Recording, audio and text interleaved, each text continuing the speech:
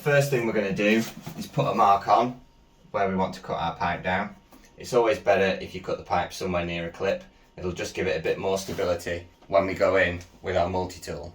To ensure we get a nice straight cut along the top of our plastic pipe, we're actually going to use a spare pipe clip. So we've got our pipe clip here, which is the right diameter for our pipe.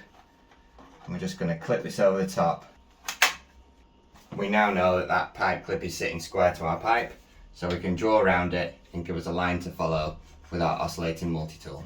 You can get away with using wooden plastic blades to cut through plastic pipe, but I'd always prefer to use a wooden metal blade. I'll pop a link to these in the description. These are brilliant because you can cut through a wide variety of materials and they're always worth having alongside your oscillating multi-tool. So load that up.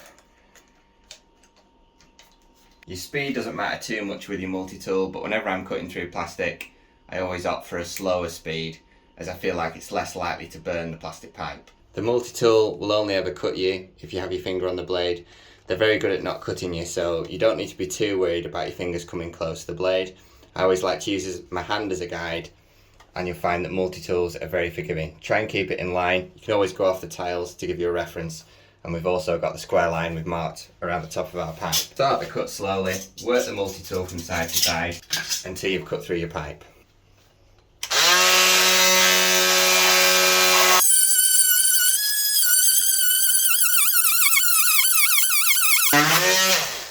You can see that the pack is really useful here as it helps to hold the waste pipe stable so the multi-tool can cut through it. If your pipe's vibrating around, your multi-tool teeth can't actually cut through it, they just move with the multi-tool.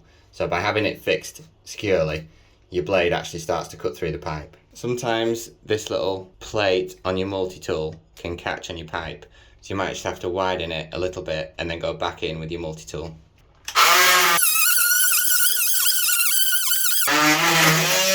A lot of this black mark has actually come from the newness of our multi-tool blade. It's actually just the paintwork from our multi-tool. It's not the pipe work that's actually started to burn.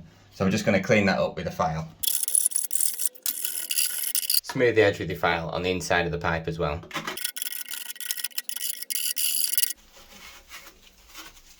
And that is how you cut down a plastic waste pipe using an oscillating multi-tool.